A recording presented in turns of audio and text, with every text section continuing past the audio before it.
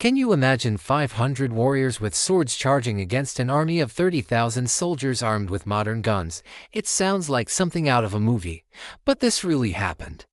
This is the story of the Satsuma Rebellion, the final, epic stand of the samurai. So, how did we get here? For centuries, Japan was ruled by the samurai class. They were the elite warriors, the heart and soul of the nation. But in the mid-19th century, everything changed. Japan opened its doors to the West, and a massive wave of modernization, known as the Meiji Restoration, swept across the country. The government wanted a modern, Western-style army, and that meant the samurai class, with their traditional ways and special privileges, had to go. Imagine being a proud warrior, your family having served for generations, only to be told you're obsolete. Your top knot, a symbol of your status, had to be cut. Where swords, your very identity, were forbidden in public. Your income was slashed. For many samurai, this was more than just a political change, it was a deep, personal insult. This brings us to Saigo Takamori. Think of him as the Captain America of the samurai world. He was a hero, a key figure in the very restoration that was now dismantling his class. He was a man of immense honor and respect, often called the last true samurai.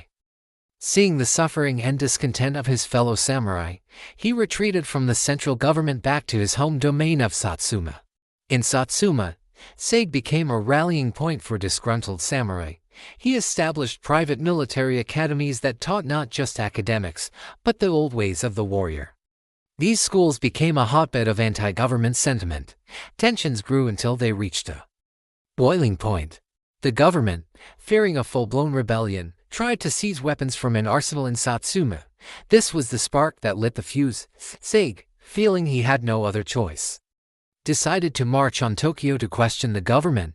He gathered an army of samurai, initially around 20,000 strong, and began his advance.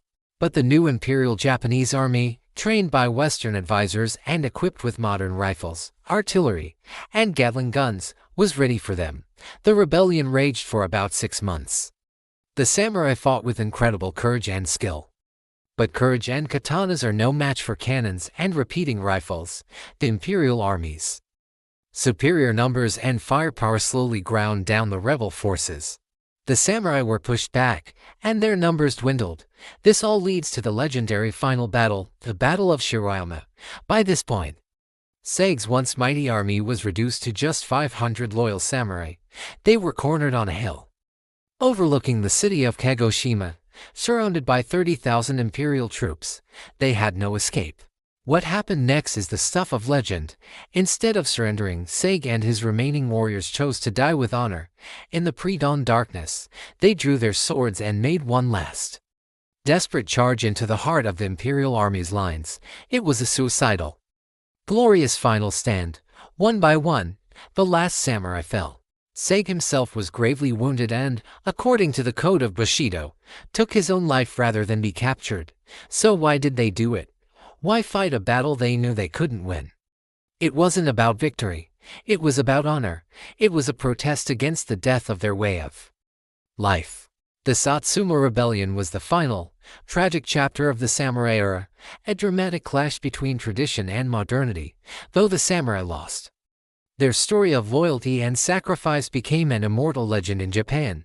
The government, despite branding Saigo a rebel, later pardoned him and even erected a statue in his honor in Tokyo, cementing his place as a national hero.